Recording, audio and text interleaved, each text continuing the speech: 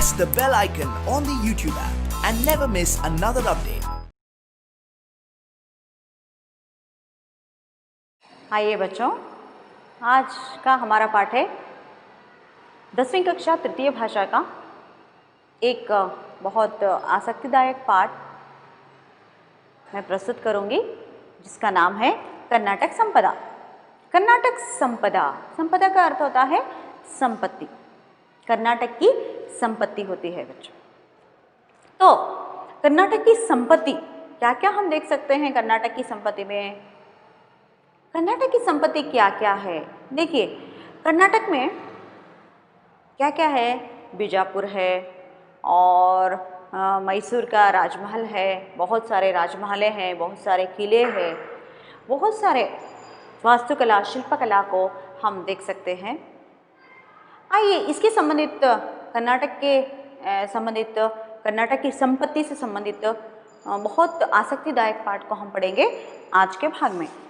आइए बच्चों, आज हम देखेंगे कर्नाटक में कौन कौन सी संपत्ति भरी हुई है, कैसी संपत्ति भरी हुई है। यहाँ का प्राकृतिक संपत्ति हो सकती है और साइंस एंड टेक्नोलॉजी में बढ़ोतरी हो सकती है और शिल्पकला वास्तुकला के बारे में जानकारी पाएंगे।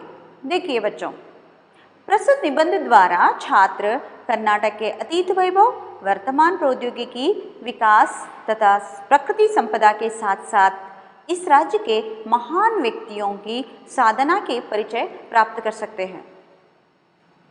इस पाठ में बच्चों हम प्रस्तुत निबंध एक निबंध टाइप लेसन है।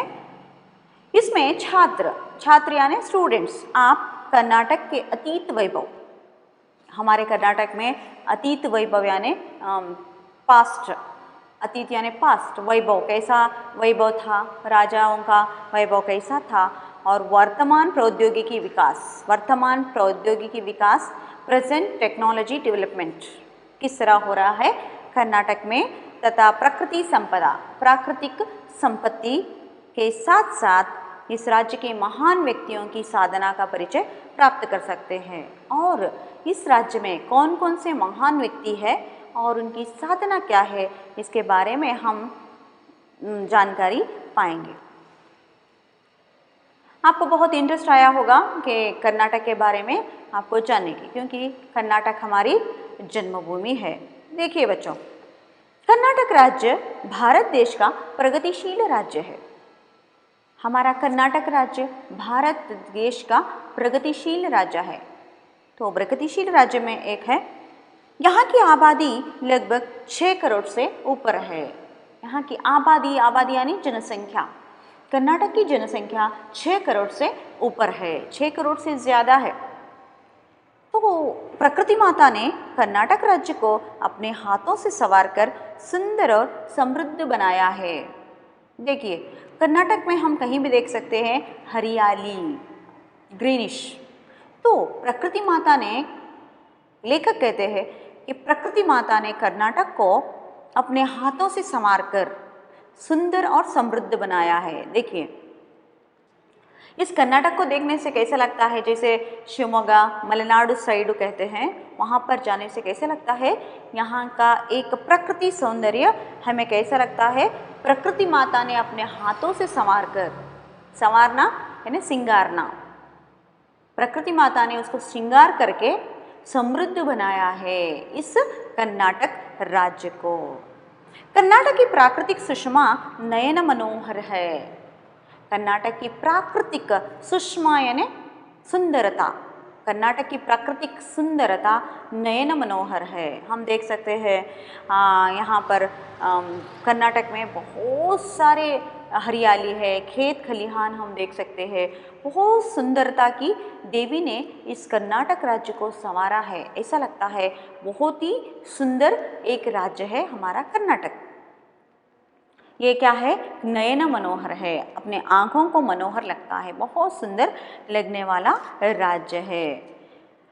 कर्नाटक में प्रकृति सुषमा कैसे है देखेंगे। पश्चिम में विशाल अरबी समुद्र लहराता है। देखिए बच्चों, कर्नाटक के पश्चिम में, देखिए कर्नाटक, यहाँ पर कर्नाटक है, तो कर्नाटक के पश्चिम में क्या है, कर्नाटक के पश्चिम में ये पूर्व है, ये पूर्व, ये पश्चिम। कर्नाटक के पश्चिम में विशाल अरबी समुद्र है। कर्नाटक के पश्चिम में क्या है? विशाल अरबी समुद्र लहराता है। अरबी समुद्र यहाँ लहराता है। कर्नाटक के पश्चिम में, पश्चिम दिशा में अरबी समुद्र है। इसी प्रांत में दक्षिण से उत्तर के छोर तक फैली लंबी पर्वतमालाओं को पश्चिमी घाट कहते हैं, वेस्टर्न घाट्स। देखिए वेस्टर्न घाट्स कहाँ है? इसी प्रांत में दक्षिण से उत्तर की छोर तक, दक्षिण से उत्तर की छोर, दक्षिण से उत्तर के एक साइड में क्या है? लंबी पर्वतमालाएं हैं, उसे क्या कहते हैं? पश्चिमी घाट कहते हैं। देखिए बच्चों, दक्षिण से उत्तर की छोर तक फैली लंबी पर्वतमालाओं को हम क्या कहते हैं? पश्चिमी घाट कहते हैं।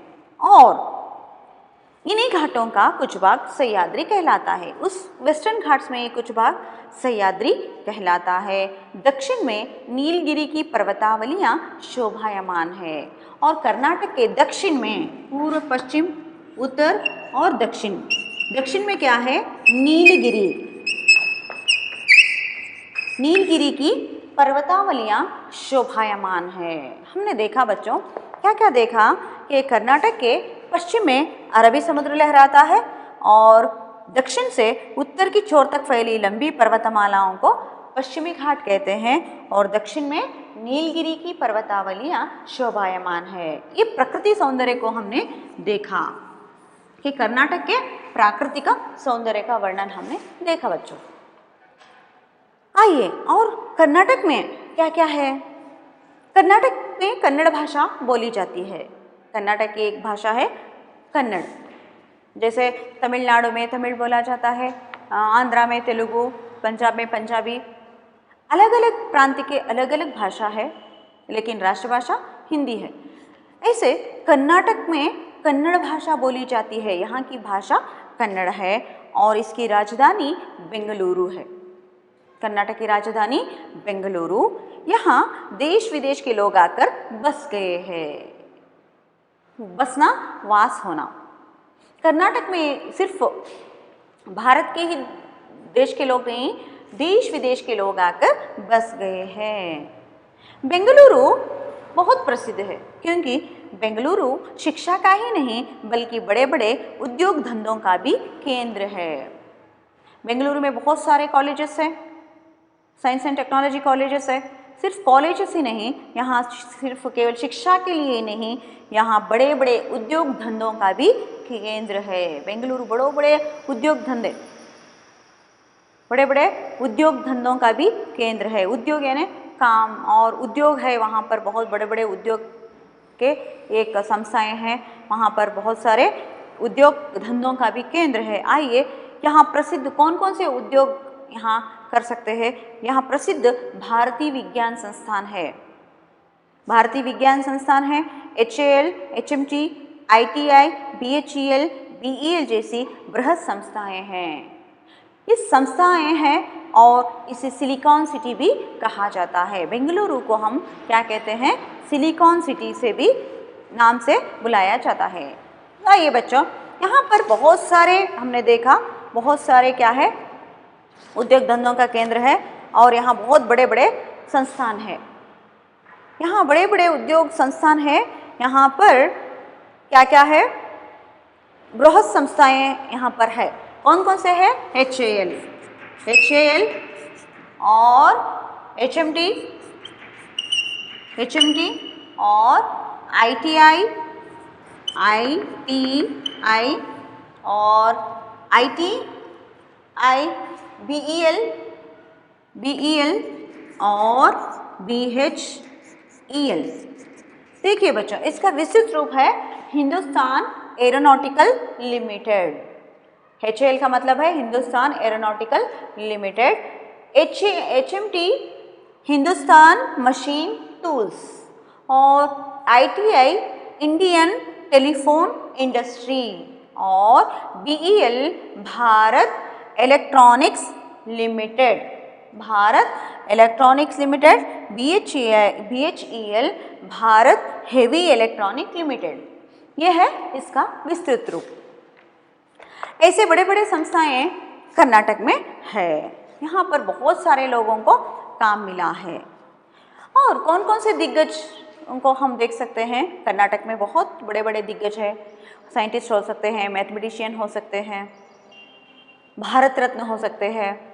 देखिए sir CV Raman, sir M Visvesvaraya, doctor CNR Rao, doctor Shakuntala Devi जैसे दिग्गजों ने वैज्ञानिक तथा प्रौद्योगिकी के क्षेत्र में नारायण मूर्ति ने अपनी महत्तर उपलब्धियों से कर्नाटक को विश्व पटल पर अंकित किया है। देखिए बच्चों, सर सीवी रामन एक भौतशास्त्री थे, नोबेल पुरस्कृत थे, तो ये हमारे कर्नाटक के हैं sir CV Raman. Sir Visvesvaraya the great engineer, इन्हें भारत रत्न भी मिला है, ये हमारे कर्नाटक के दिग्गज है, महान दिग्गज है।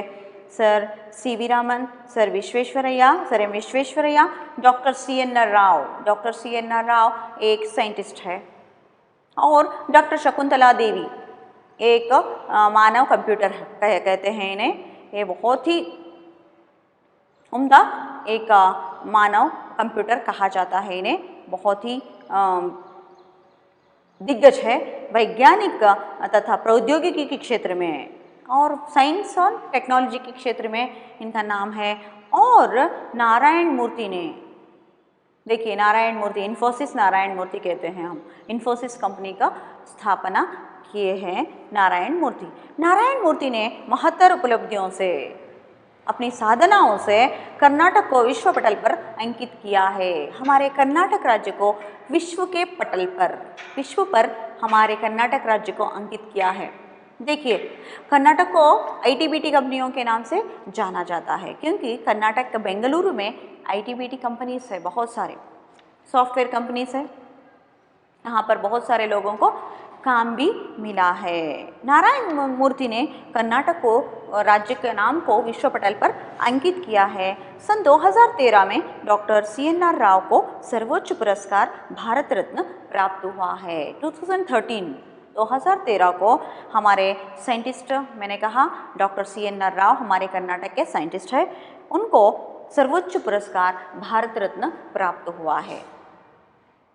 उन्हें भारत रत्न से नवाजा गया है, उन्हें भारत रत्न से उन्हें गौरवान्वित किया गया है। ये सब दिग्गज हमारे कर्नाटक के नाम को विश्व पटल पर अंकित किया है बच्चों।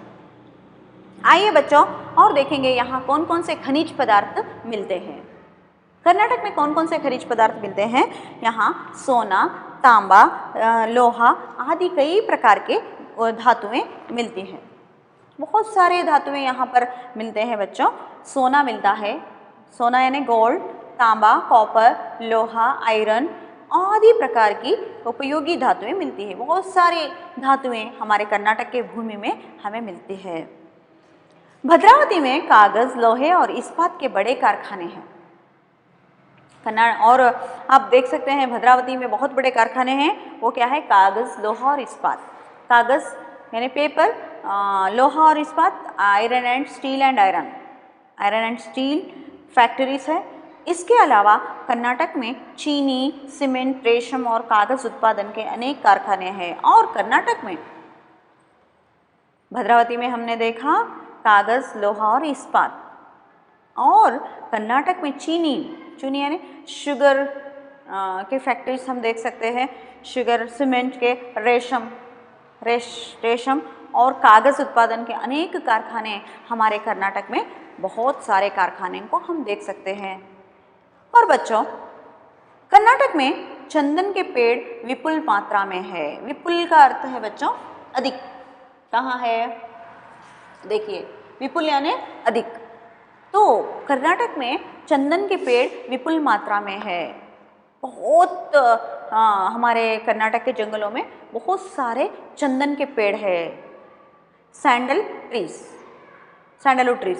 देखिए कर्नाटक में चंदन के पेड़ बहुत है, बहुत मात्रा में है, अधिक मात्रा में है, इसलिए कर्नाटक को चंदन का आगार कहते हैं। तो चंदन का आगार क्या कहते हैं, कर्नाटक को चंदन का आगार कहते हैं बच्चों। कर्नाटक को क्या कहते हैं, चंदन का आगार।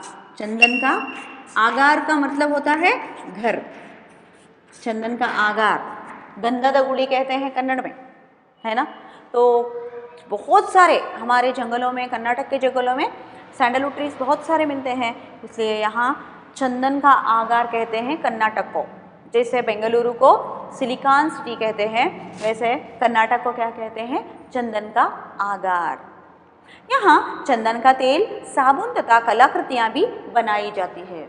यहाँ चंदन के पेड़ बहुत सारे मिलते हैं, इससे क्या करते हैं, चंदन का तेल बनाते हैं। सैंडलवुड से क्या बनाते हैं, सैंडल ऑयल और साबुन, सोप्स और मैसूर सोप्स, हमने सैंडल सोप हम देखते हैं हमारे कर्नाटक में, और कलाकृतियाँ बनाई जाती है इस चंदन से। ये क्या होता है, इससे आर्थिक स्थिति में सुधार होता है कर्नाटक की, क्योंकि ये कलाकृतियाँ, साबुन और तेल क्या होता है, एक्सपोर्ट होता है दूसरे देशों को, एक्सपोर्ट, निर्यात, हिंदी में क्या कहते हैं, निर्यात। कर्नाटक में कौन कौन से नदियाँ बहती है, आइए देखेंगे बच्चों। कर्नाटक में कावेरी, कृष्णा, तुंगभद्रा आदि अनेक नदियाँ बहती हैं। आपने सुना होगा कर्नाटक में कावेरी नदी है और कृष्णा, तुंगभद्रा आदि अनेक नदियाँ बहती है। इन नदियों पर बांध बनाए गए हैं और इस कर्नाटक के कावेरी, तुंगभद्रा और कृष्णा नदी पर बांध बनाए गए हैं। बांध का अर्थ है डैम्स, बांध, बांध का अर्थ क्या होता है, आप लिखना है, बांध यानी डैम्स। तो इससे हजारों एकड़ जमीन सींची जाती है। इन बांधों से क्या उपयोग होता है, नदियों पर बांध बनाए जाते हैं, डैम्स, उस पानी को रोककर हजारों एकड़ जमीन, बहुत एकड़ कहते हैं कन्नड़ में, तो हजारों एकड़ जमीन सींची जाती है, इरिगेशन, पानी मिलता है, हजारों एकड़ जमीन रहती है, वहाँ पर खेती करने के लिए पानी का उपयोग होता है इस डैम से, यानी बांधों से। इन नदियों के जलाशयों की सहायता से ऊर्जा उत्पादन केंद्र भी स्थापित किए गए हैं। और इन नदियों के जलाशय आप देख सकते हैं, जोग जलपात, जोग का एक जलपात को हम देख सकते हैं, इसको हिंदी में जलाशय कहते हैं। इन जलाशयों के उपयोग से, इन नदियों के जलाशयों के उपयोग से बच्चों ऊर्जा उत्पादन केंद्र स्थापित किए गए हैं। ऊर्जा उत्पादन यानी विद्युत शक्ति उत्पादन कर सकते हैं, तो ऊर्जा उत्पादन कर सकते हैं। और जोग, अब्बी, गोकाक, शिवन समुद्र आदि जलप्रपात मनमोहक है। कर्नाटक में मनमोहक जलप्रपात है, उनके नाम है जोग जलपात, अब्बी, गोकाक, शिवन समुद्र आदि जलप्रपात कर्नाटक में मनमोहक है, बहुत ही सुंदर है। बच्चों, हमने देखा कि कौन कौन से नदी बहते हैं, कौन कौन से, इससे क्या उपयोग होता है और यहाँ के जलप्रपात कौन कौन से हैं। अब देखेंगे कर्नाटक की शिल्पकला और वास्तुकला। तो कर्नाटक की शिल्पकला और वास्तुकला को देखेंगे।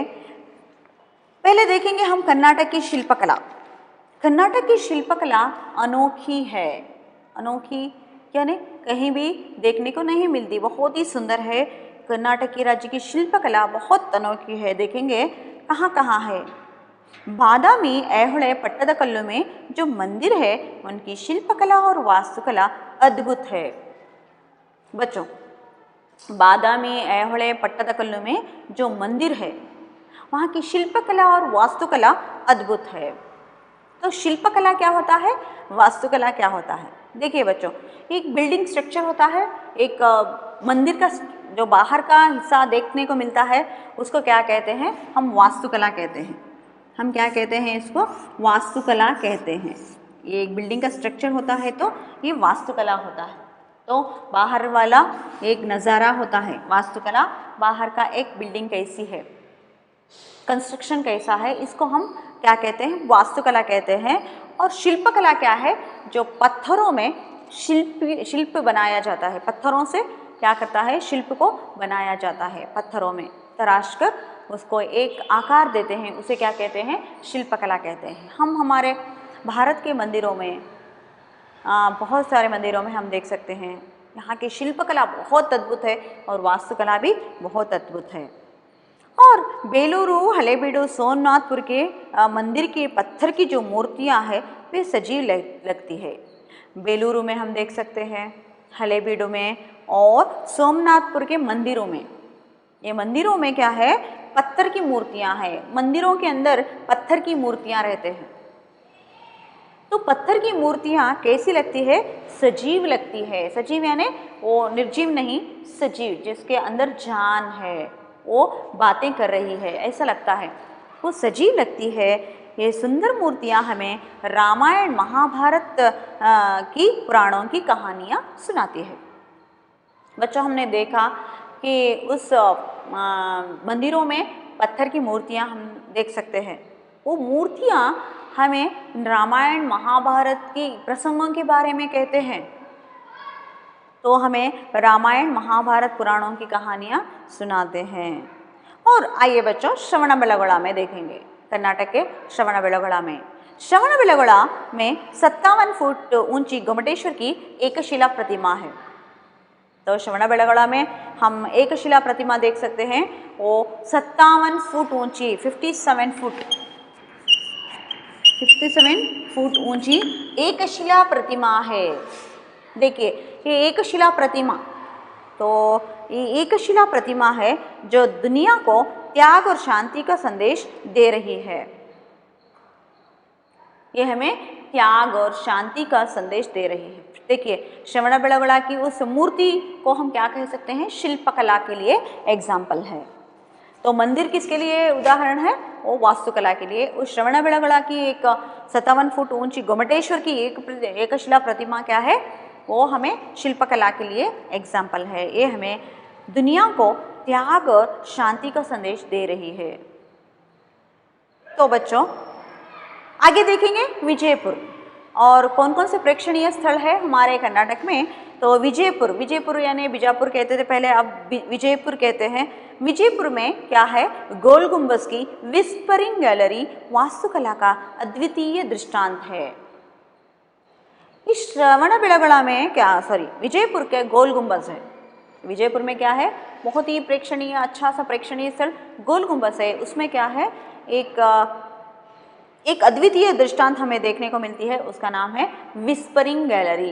ये विस्परिंग गैलरी वास्तुकला का अद्वितीय दृष्टांत है। वास्तुकला के लिए एक अद्वितीय दृष्टांत है, कहीं भी नहीं दिखने वाला एक एग्जाम्पल है, एक अनोखा अद्वितीय दृष्टांत। ये वास्तुकला है, क्योंकि ये इसका एक स्पेशलिटी क्या है विस्परिंग गैलरी में। देखिए बच्चों, विस्परिंग गैलरी ये विजयपुर के विश्वविख्यात गोल गुंबज में है। विस्परिंग गैलरी, इसकी वास्तुकला अनोखी है। गुंबज एक छोर से धीमी आवाज़ से बातें करेंगे तो विरुद्ध छोर में जोर से आवाज़ आती है।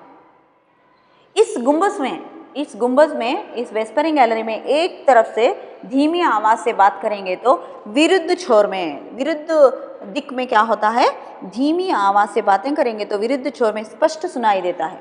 इधर से स्लोली बोलेंगे तो इधर से स्पष्ट सुनाई देता है। और एक विशेषता यह है, ये एक बार आवाज़ निकालने से 7 बार प्रतिध्वनित होता है। ये है विस्परिंग गैलरी की विशेषता। और बच्चों, और जाएंगे मैसूर को। मैसूर का राजमहल कर्नाटक के वैभव का प्रतीक है। देखिए बच्चों, मैसूर का राजमहल है, बहुत ही सुंदर राजमहल है। हम सब ने देखा है मैसूर के राजमहल को। अगर कोई नहीं देखे हैं तो देखना है, ज़रूर देखना, बहुत ही सुंदर है। ये हमारे कर्नाटक का वैभव का प्रतीक है, हमारे कर्नाटक राजाओं का और कर्नाटक राज्य का वैभव का प्रतीक है। वहाँ के राजा कैसे थे, किस तरह आलीशान अपनी ज़िंदगी बिताते थे, कितना वैभव था कर्नाटक का। तो कर्नाटक के वैभव का प्रतीक है कर्नाटक का राजमहल। और प्राचीन सेंट फिलोमिना चर्च, जगनमोहन राजमहल आर्ट गैलरी का पुरातत्व वस्तु संग्रहालय अत्यंत आकर्षणीय है। और मैसूर में राजमहल के अलावा बच्चों प्राचीन सेंट फिलोमिना चर्च को देख सकते हैं। ओल्ड सेंट फिलोमिना चर्च है और जगनमोहन राजमहल आर्ट गैलरी, जगनमोहन राजमहल आर्ट गैलरी को हम देख सकते हैं। ये पुरातत्व वस्तु संग्रहालय, ये पुरातत्व का वस्तु संग्रहालय, बहुत सारे वस्तुओं को वहाँ पर रखा गया है, पुराने वस्तुओं को जो वस्तुएं पहले इस्तेमाल करते थे। ये पुरातत्व वस्तु संग्रहालय अत्यंत आकर्षणीय है, बहुत ही आकर्षणीय है ये जगनमोहन राजमहल आर्ट गैलरी। तो बच्चों इतने सब प्रेक्षणीय स्थलों को हमने देखा। अब देखेंगे कौन कौन से राजाएं थे, कौन कौन से राजवंश हमारे कर्नाटक राज्य को श्रीवृद्धि में अपना कदम बढ़ाया है। कर्नाटक में गंग, कदंब, राष्ट्रकूट, चालुक्य, होयसल, वडेयर आदि राजवंशजों ने तथा कृष्णदेवराय, मदकरी नायका, रानी अब्बक्का देवी, कित्तूर चन्नम्मा, टीपू सुल्तान, आदिल शाह जैसे शासकों ने कर्नाटक राज्य की श्रीवृद्धि में अपना महत्वपूर्ण योगदान दिया है। देखिए बच्चों, यहाँ पर बहुत सारे राजवंशजों ने क्या किया है, अपना कर्नाटक के श्रीवृद्धि में महत्वपूर्ण योगदान दिया है। वैसे गंग वंशजों ने, कदंब, राष्ट्रकूटों ने, चालुक्य, होयसल, वडेयर आदि राजवंशजों ने, और कर्नाटक के बहुत सारे शासक थे, उनका नाम था कृष्णदेवराय, बहुत सारे मंदिरों को बनवाया। मदकरी नायका जो कित्तूर जो चित्रदुर्गा के कोटे में रहता था, और रानी अब्बक्का देवी वो एक कित्तूर चन्नम्मा, कित्तूर की रानी थी। आदिल शाह जैसे शासकों ने, आदिल शाह के जैसे शासकों ने कर्नाटक राज्य की श्रीवृद्धि में अपना महत्वपूर्ण योगदान दिया है। अपना महत्वपूर्ण योगदान इन सभी शासकों ने कर्नाटक के लिए दिए हैं। कर्नाटक के अनेक साहित्यकारों ने, ये सब क्या है, राजवंशजों और शासकों ने कौन कौन सा काम किया है और कर्नाटक की श्रीवृद्धि में अपना महत्वपूर्ण योगदान दिया है बच्चों। और कर्नाटक के अनेक साहित्यकारों ने सारे संसार में कर्नाटक की कीर्ति फैलाई है। बहुत सारे साहित्यकारों ने कर्नाटक के लिए कीर्ति फैलाई है बाहर। देखेंगे, वचनकार बसवण्णा क्रांतिकारी समाज सुधारक थे। हमारे कर्नाटक के बहुत अद्भुत एक समाज सुधारक थे बसवण्णा, वो वचनकार थे। वे बसवण्णा क्रांतिकारी समाज सुधारक थे। उन्होंने अपने वचनों के द्वारा कर्नाटक को क्या किया है, समाज को सुधारा है। अक्कमहादेवी, अल्लमा प्रभु, सर्वज्ञ जैसे अनेक संतों ने अपने अनमोल वचनों द्वारा प्रेम, दया और धर्म की सीख दी है। और अक्कमहादेवी, अल्लमा प्रभु और सर्वज्ञ जैसे अनेक संतों ने, अनेक संत कवियों ने अनमोल वचनों द्वारा, अपने वचनों द्वारा क्या किया है, प्रेम, दया और धर्म की सीख दी है। उनके वचनों से हमने क्या सीखा, प्रेम, दया और धर्म की सीख हमें दिया है उन्होंने अपने वचनों द्वारा। और आगे देखेंगे, पुरंदरदास, कनकदास आदि भक्त कवियों ने, इन पुरंदरदास और कनकदास को क्या कहते हैं, भक्त कवि कहते हैं। इन भक्त कवियों ने भक्ति, नीति, सदाचार के गीत गाए हैं। भक्ति के, नीति के, सदाचार के, भक्ति रहती थी उसमें, नीति रहती थी, सदाचार कैसे हम आचार करना है, कैसे हम दूसरों के साथ व्यवहार करना है, कैसा अच्छा व्यवहार करना है, इसके गीत गाए हैं। इनके गीतों में हमें मिलता है, ऐसे नैतिक मूल्यों को हम सीख सकते हैं। पंप, रन्न, पन्न, कुमारव्यास, हरिहर, राघवांका आदि ने महान काव्यों की रचना कर कन्नड़ साहित्य को समृद्ध बनाया है। और जो पुराने जो हमारे कवि हैं, कन्नड़ के बहुत महान कवि हैं, उनका नाम है पंपा, रन्ना, पन्ना, कुमारव्यास, हरिहर, राघवांका। ये सब कवियों ने, आदियों ने महान काव्यों की रचना कर, बहुत महान काव्यों की रचना करके कन्नड़ साहित्य को समृद्ध बनाया है। और बच्चों, आधुनिक काल के कवियों ने, ये सब क्या है, कर्नाटक साहित्य के लिए बहुत सारे उन्होंने कीर्ति फैलाई है। आधुनिक काल के साहित्यकार है, आपको पता है, आप कन्नड़ में भी पढ़ते हैं, तो द रा बेंद्रे, शिवराम कारंत, मास्ति वेंकटेश अय्यंगार, विक्रु गोकाक, UR अनंतमूर्ति, गिरीश कार्नाड और चंद्रशेखर कंबार ज्ञानपीठ पुरस्कार से अलंकृत है।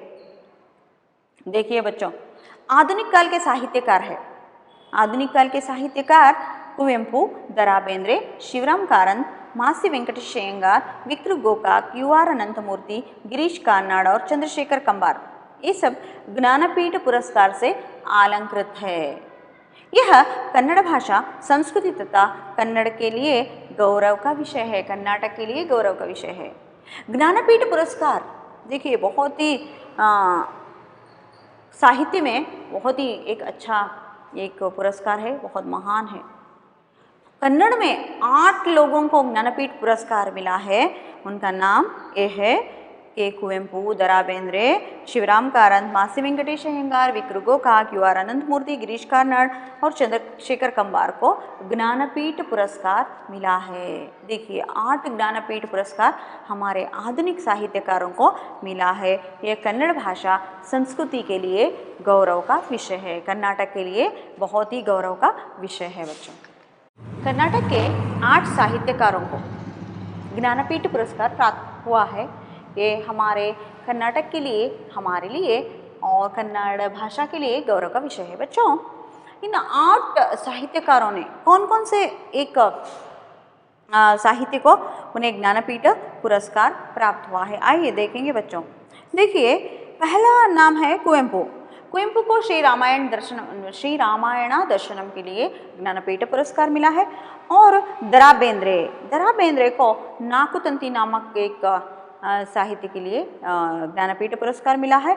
और शिवराम कारंत को मूकज्जिया कनसुगळु और मासी वेंकटेश अयंगार इनको शिक्वेरा राजेंद्र नामक एक ग्रंथ को ज्ञानपीठ पुरस्कार मिला है। और विक्र गोकाक भारत सिंधु रश्मि और UR अनंत मूर्ति समग्र साहित्य और चंद्रशेखर कंबार, गिरीश कार्नाड समग्र साहित्य, चंद्रशेखर कंबार समग्र साहित्य के लिए ज्ञानपीठ पुरस्कार मिला है बच्चों।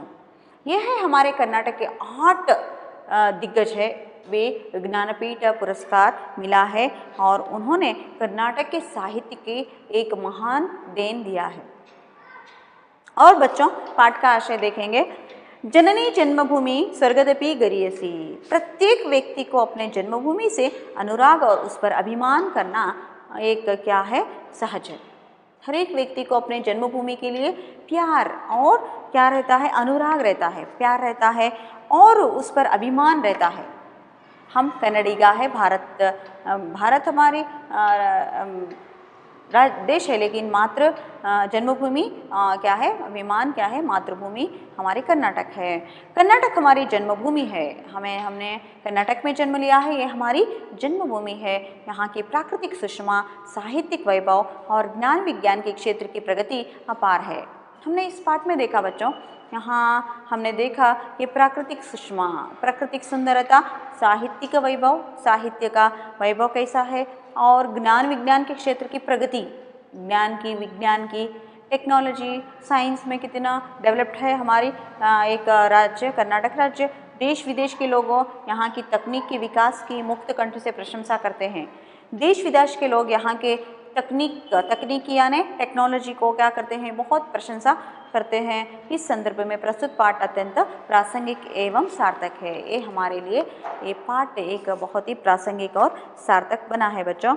और बच्चों बहुत अच्छा पाठ है और एक बार पढ़ना है और बहुत ही आसान है, आपको समझ में आया होगा। धन्यवाद।